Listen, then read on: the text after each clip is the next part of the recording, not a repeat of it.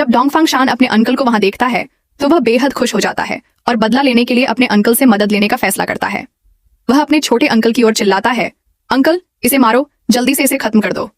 फिर गुस्से में एमसी की ओर देखकर कहता है, तूने मुझे मारने की हिम्मत कैसे की? तुझे पता नहीं मैं कौन हूं और तू कौन है? अपनी औकात भूल गया क्या? यह सुनकर एमसी और भी ज्यादा गुस्से में आ जाता है।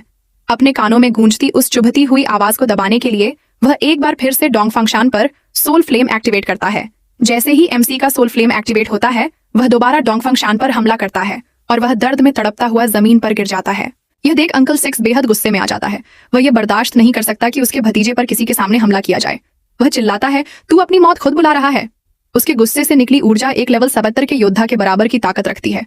यह ऊर्जा एक आम आदमी को आसानी से मिटा सकती है, लेकिन एमसी के लिए कहना मुश्किल है, वह इसे आसानी से झेल सकता है। जब यायाओ देखती है कि उसका अंकल एमसी पर हमला करने दौड़ रहा है तो वह चिल्लाती है, अंकल रुक जाओ, उसने जो किया वो सही था। यायाओ की बात सुनकर उसका अंकल गुस्से में उसकी ओर मुड़ता है और पूछता है, यायो तुम एक आउटसाइडर का पक्ष ले रही हो? चाहे वो कोई भी हो, आज जो भी रॉयल फैमिली को चुनौती देगा उसे कीमत चुकानी पड़ेगी। लेकिन यायाओ अपने अंकल की बातों को नजरअंदाज करते हुए एमसी के आगे खड़ी हो जाती है और ऊंची आवाज में चिल्लाती है, यह जनरल लिन है और मैड गॉड और व्हाइट गॉड का शिष्य है। यह कहते हुए यायाओ के माथे से पसीना बहने लगता है। यह एमसी की चिंता नहीं बल्कि अपने अंकल और पूरी रॉयल फैमिली के डर से था, इसलिए वह एमसी को बार बार बचाने की कोशिश कर रही थी। जब वहां मौजूद लोगों ने यायाओ की बात सुनी कि वह 2 गॉड्स का शिष्य है तो सब चौंक गए। उनके मुंह खुले रह गए।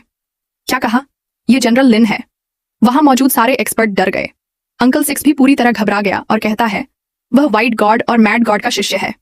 अंकल 6 की आवाज कांपने लगती है और वह बस इतना ही कह पाता है। तभी सबकी निगाह एमसी के सर्जेंट बैच पर जाती है और जैसे ही वे उसे देखते हैं सभी चौंकते हैं। यह सच में पर्पल मिलिट्री सर्जेंट बैच है, एक ऐसा जनरल जो गॉड लेवल पावर हाउसेस के बराबर खड़ा हो सकता है, और वो इन दोनों गॉड्स का शिष्य भी है। अभी कुछ देर पहले तक हम एक जनरल पर हमला करने वाले थे। इसके बाद सारे एक्सपर्ट तुरंत जमीन पर घुटनों के बल बैठ जाते हैं और धीमी आवाज में एमसी से कहते हैं, जनरल लिन से मिलना हमारे लिए सम्मान की बात है।